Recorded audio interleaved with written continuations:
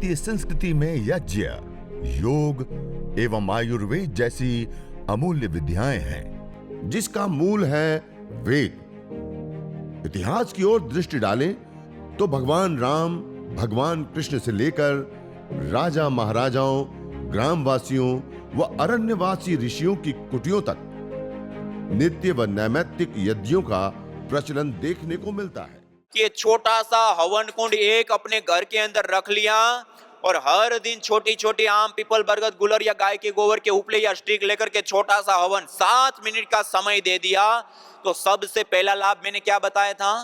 पूरे परिवार के लिए जो सबसे ज्यादा और इंपॉर्टेंट आहार वायु है उसका आप निर्माण कर देते हैं। दूसरा, ऋण आवेशित कणों को बढ़ा करके जंगल जैसा वायुमंडल देकर के गुड हार्मोन्स के साथ साथ बॉडी को अल्कलाइन करते हैं। उसकी भस्म का पानी के रूप में प्रयोग यदि हम करते हैं तो उससे ब्लड ऑक्सीजन के बढ़ने से लेकर के पित्त, एसिडिटी से लेकर के बॉडी को अल्कलाइन करने तक के वो लाभ भी उसके साथ साथ हमें प्राप्त होते हैं। उसके साथ साथ पूरे परिवार को हम रेडिएशन से बचा सकते हैं, पूरे परिवार को वायु प्रदूषण से बचा सकते हैं, पूरे परिवार को अलग अलग प्रकार की बीमारियां होने से बचा सकते हैं, और हो गई है तो रोगानुसार हवन सामग्री से हवन करके उन बीमारियों को ट्रीट भी कर सकते हैं। ये इतने सारे, और फिर भी इससे अतिरिक्त और भी बहुत सारे इसके लाभ होते हैं। ये दृष्ट लाभ है जो अनुसंधानों के आधार पे हम पा सकते हैं, वो वाले लाभ है। और दूसरा देखिए, मैंने आपको शुरुआत में ही कहा, देव यज्ञ। हम जिस जीवन को जीते हैं उस जीवन में बहुत सारी चीजों का योगदान है। देखिए, हमारे माता पिता हमें पालते हैं, पोसते हैं, बड़ा करते हैं, पढ़ाते हैं, तो हम माता पिता के क्या हो जाते हैं? ऋणी होते हैं, नहीं होते हैं? इस ऋण को कहते हैं पितृ ऋण। क्या कहते हैं? पितृ ऋण। इसी प्रकार से ये जो अग्नि, वायु, जल, पृथ्वी, सूर्य, चंद्र, तारे, नक्षत्र, ये सब मिलकर के हमें देते हैं, नहीं देते?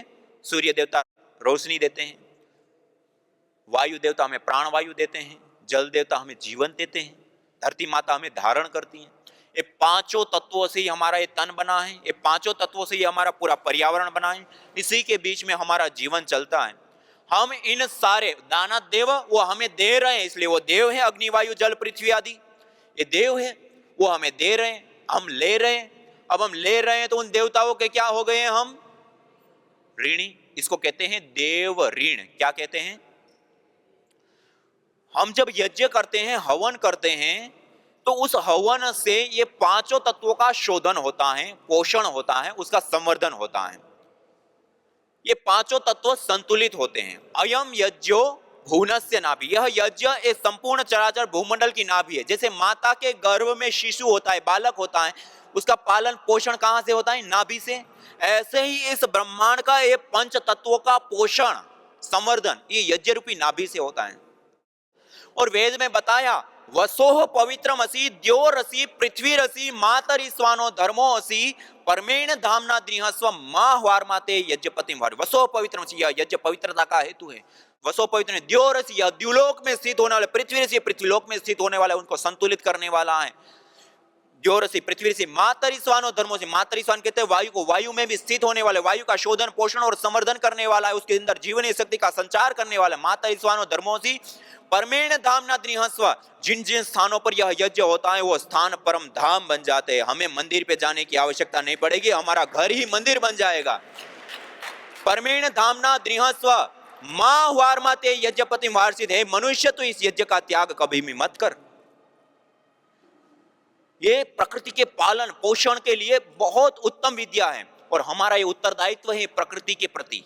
हम उन प्रकृति से ले रहे, दे क्या रहे हैं? कुछ नहीं। और हम उस प्रकृति के लिए कुछ देना चाहते हैं, केवल उनको संतुलित कर सकते हैं, और वह संतुलन का कार्य इस यज्ञ के माध्यम से होता है। इतनी बड़ी चीज है, इसलिए इसको क्या कहा जाता है? देव यज्ञ। क्या कहा जाता है? ये देव यज्ञ हमारा कर्तव्य है। क्या है? इस प्रकृति माँ के प्रति हमारा कर्तव्य है। और इस देव यज्ञ को करने पर देखिए, कई बार कहते हैं कि ये यज्ञ करना है, तो बहुत सारे लोगों के मन में आता है ये तो पंडितों का विषय है, ये ब्राह्मणों का विषय है, पुजारियों का। ये पंडित ब्राह्मण पुजारियों के लिए नहीं, हम सब के लिए है। देखिए, जितनी भी चीजें मैंने अभी बताई, अलग अलग वायु प्रदूषण से लेकर के अलग अलग, इन सारी चीजों से हम सब प्रभावित होते हैं कि जो पंडित ब्राह्मण है वही प्रभावित होते हैं? हम सब प्रभावित होते हैं। और इन सारे प्रकृति के पांचों तत्वों का वही प्रयोग करते हैं, हम भी प्रयोग करते हैं, हम सब प्रयोग करते हैं। चाहे किसी भी जाति मत पंथ संप्रदाय, चाहे हिंदू हो, सिख हो, ईसाई हो, मुसलमान हो, चाहे किसी भी जाति मत पंथ संप्रदाय को मानने वाला हो, चाहे युवा हो, बालक हो, वृद्ध हो, स्त्री हो, पुरुष हो, चाहे अमीर हो, चाहे गरीब हो, चाहे दुनिया के किसी भी देश में रहने वाला हो, हम सब समान रूप से इस पंचभूतात्मक प्रकृति का प्रयोग करते हैं। एक ही धरती पर विचरण करते हैं, एक ही वायु में श्वास लेते हैं, एक ही जल का पान करते हैं, एक ही आकाश मंडल के नीचे बसते हैं, एक ही सूर्य से रोशनी लेते हैं। हम समान रूप से इस प्रकृति माँ का प्रयोग लेते हैं और इस प्रकृति माँ का पालन पोषण संवर्धन करने वाले इस यज्ञ को करना, ये हमारा उत्तरदायित्व, हमारा कर्तव्य है। ये हमें अवश्य और अनिवार्य रूप से हमें करना ही चाहिए। और देखिए ये सारी बातें हम जो कर रहे हैं, हम अपने मूल के साथ, आज कितने लोग हैं अपने घर के अंदर पूजा करते हैं, अपने घर के अंदर जो पूजा कर रहे हो, पूजा पाठ धूप दीप आदि करते हो, एक बार हाथ खड़ा कीजिए। बहुत सारे लोग कर रहे हैं, लगभग सभी लोग कर रहे हैं।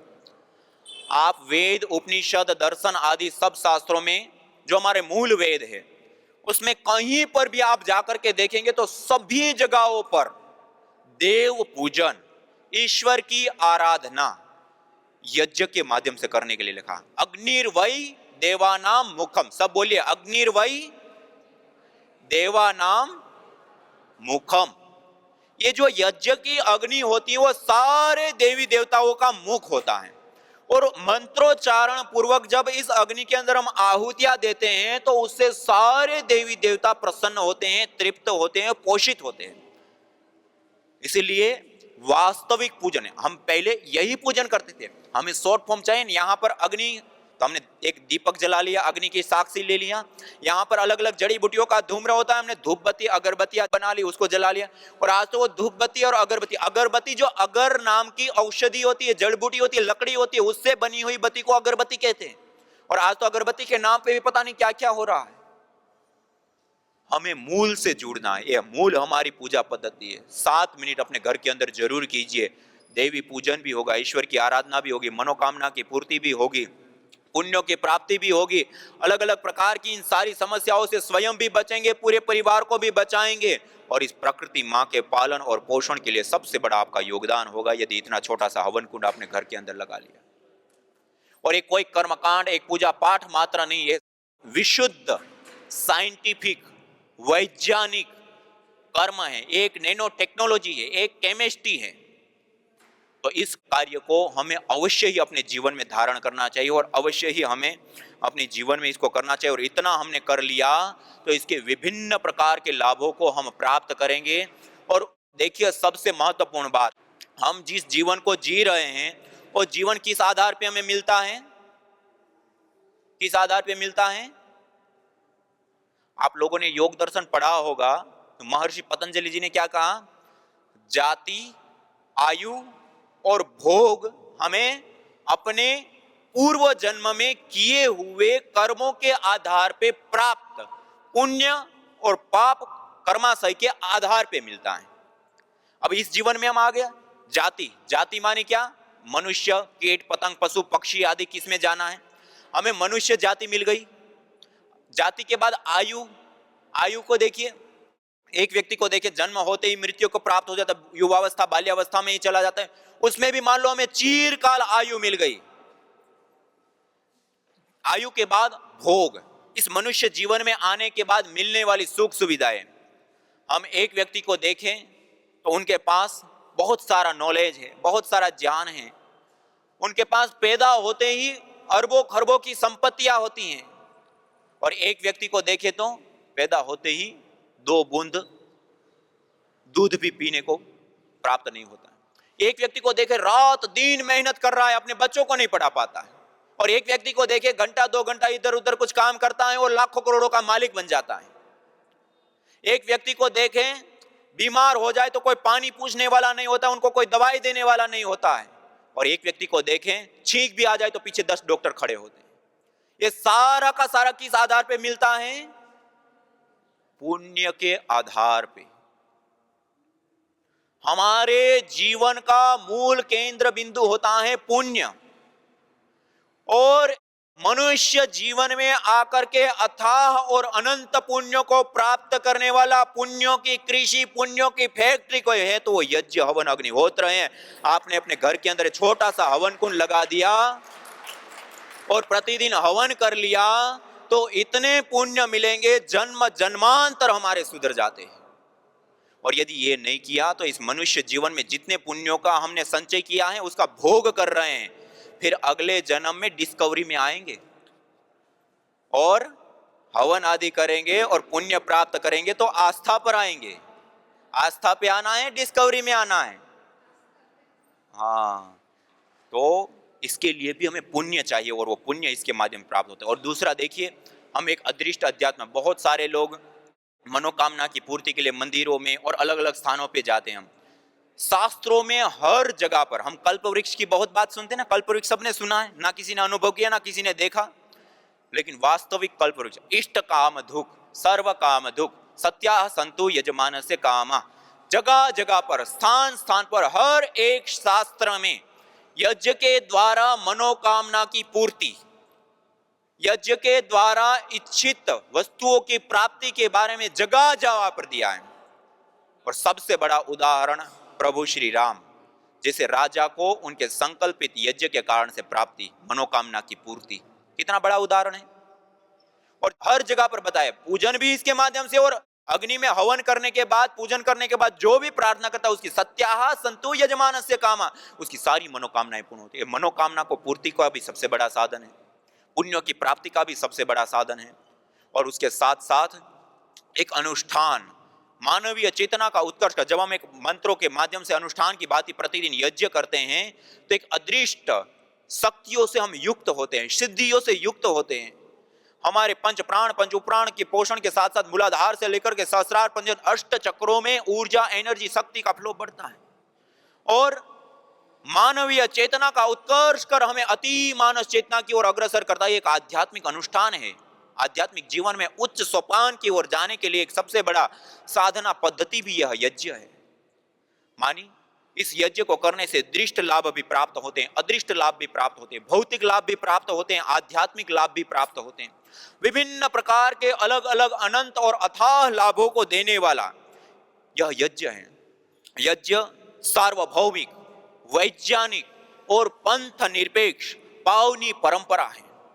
यज्ञ से पर्यावरण शुद्धि, आरोग्य प्राप्ति, उत्तम कृषि, रेडिएशन से मुक्ति, माइक्रोबायोलॉजिकल प्रदूषण से मुक्ति, मनोकामना की पूर्ति, देव पूजन, ईश्वर आराधना, मानस शांति से लेकर के मानवीय चेतना का उत्कर्ष कर हमें अति मानस चेतना की ओर अग्रसर करने पर्यंत अनेक अनेक लाभ प्रदान करता है। सूची जीवो अग्नि सहस्रारंभ, यह पवित्र ज्वाला वाली यज्ञाग्नि हमें हजारों हजारों लाभ प्राप्त कराती है, जिसमें दृष्ट, अदृष्ट, लौकिक, पारलौकिक, भौतिक, आध्यात्मिक हजारों लाभ शामिल हैं। तो आइए इस अनंत और अथाह लाभों को देने वाले इस यज्ञ को अपने जीवन का अभिन्न अंग बनाएं, अभिन्न हिस्सा बनाएं और इस प्रकृति मां के प्रति अपने ऋणों को अदा करें। यह सबसे बड़ी विद्या, तो इसको हमें अपनाने की आवश्यकता है।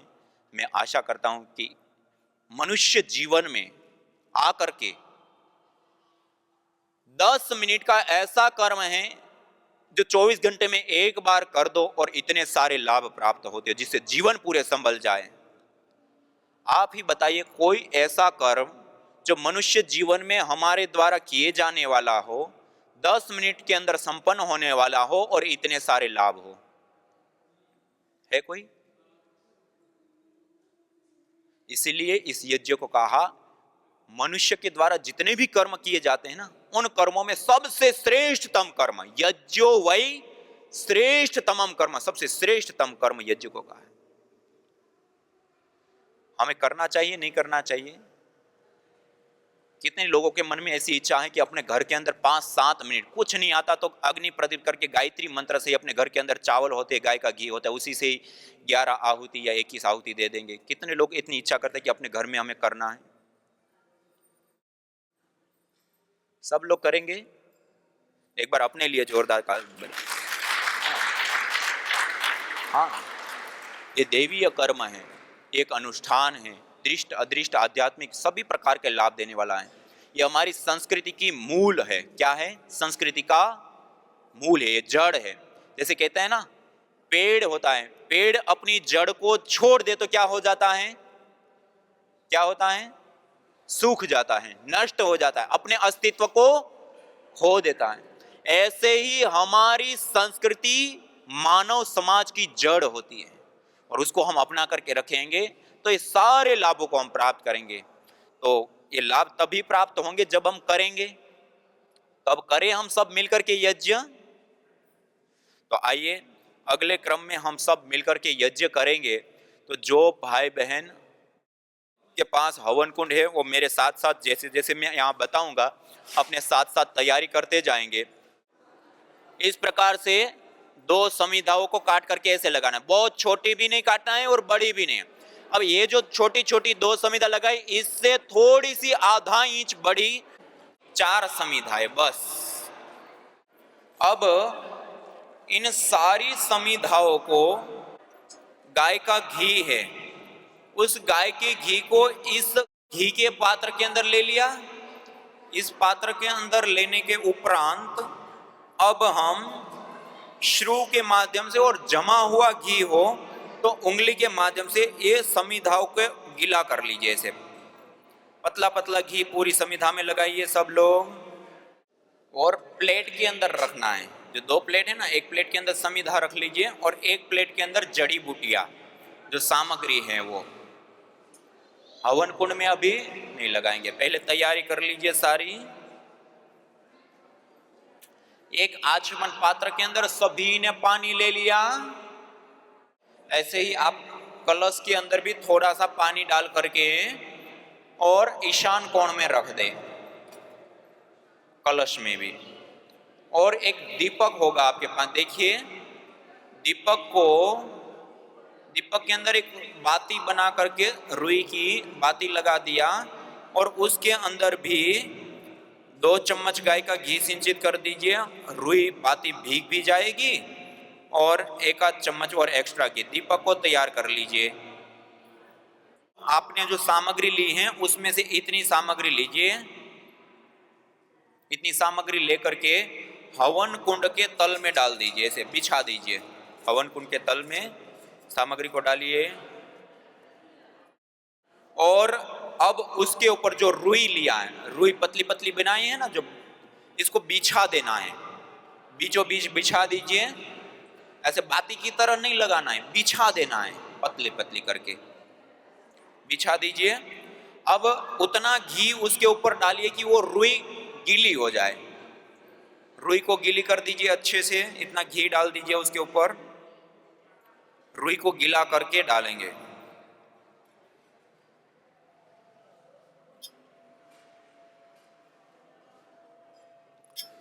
उसके बाद जो आपके पास कपूर हैं, उस कपूर को भी थोड़ा से दबाएंगे तो पाउडर और थोड़ा सा टुकड़ा ऐसा हो जाएगा। बिल्कुल पाउडर भी नहीं करना है, बिल्कुल टुकड़े भी नहीं करने हैं, ऐसा कर दिया। और उसको उस रुई के ऊपर रख दीजिए। रुई के आसपास थोड़ा सा ऐसे बिखेर भी दिया पाउडर, और थोड़े से टुकड़े करके उसमें रख दिया।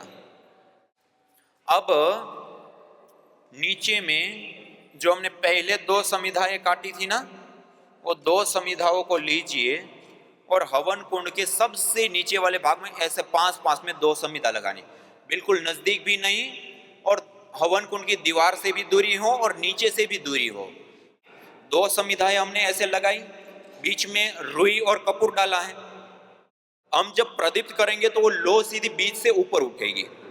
ऊपर उठते ही जो हमने अन्य 4 समिधा, उसमें से 3 समिधाओं को ऐसे लगाना है, और तीनों के बीच में इतना गैप होगा कि बीच वाली को सीधा, और लो जो उठ रही है वो सीधे टच हो बीच वाली को। ऐसे 3 है तो बीच वाली को टच होगी तो ये फैलेगी, सभी समिधाओं को जला देगी। न होता प्रदूषण और रोगों का वार, करते यदि यज्ञ योग पेड़ पौधों का विस्तार। यज्ञ योग पेड़ पौधों का विस्तार। यज्ञ शिष्टा सिनः संतो मुच्यन्ते सर्वकिल्बिषैः। भुञ्जते ते त्वघं पापा ये पचन्त्यात्मकारणात्। अर्थात जो यज्ञ शेष बचे हुए अन्न का पान करते हैं, प्रसाद को प्राप्त करते हैं, प्रसाद को ग्रहण करते हैं, वह मुच्यन्ते सर्वकल्पिशैः सभी प्रकार के पापों से, दोषों से मुक्त हो जाते हैं। भुंजते तु त्वघं पापा ये पचन्ति आत्मकारणा, जो केवल अपने पेट की आपूर्ति के लिए अन्न को पकाते हैं, वह अन्न नहीं अपितु पापी लोग पाप का भोग कर रहे हैं।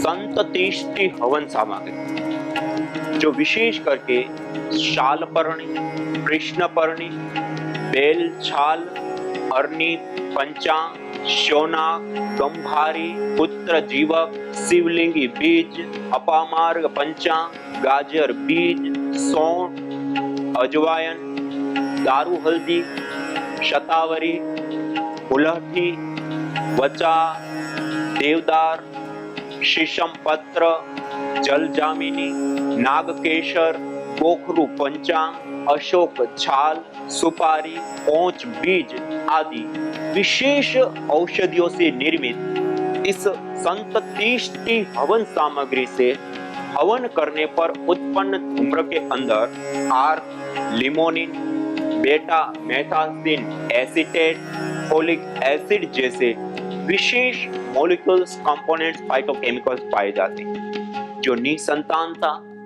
बंध्यत्व, प्रजनन तंत्र संबंधित विकारों को दूर कर धातुओं का पोषण, स्पर्म एवं ओवम आदि के पोषण में यह लाभदायी होती है। यज्ञ भारतीय संस्कृति का मूल है। तो आइए हम संकल्प लें, संसार के श्रेष्ठतम कर्म यज्ञ को अपनाएं। पिंड और ब्रह्मांड में संतुलन कायम करने वाले यज्ञ को अपने जीवन का अभिन्न अंग बनाएं एवं प्रकृति मां के प्रति अपने ऋणों को अदा करें। विश्व स्वास्थ्य का एक नारा, यज्ञ से होगा जग उजियारा। भारतीय संस्कृति की अमूल्य विरासत यज्ञ की महिमा को जानने हेतु वैदिक चैनल पर प्रतिदिन प्रातः एवं सायं 11:30 बजे यज्ञ महिमा कार्यक्रम से जुड़े। विशेष जानकारी हेतु संपर्क करें। मोबाइल 9068565306।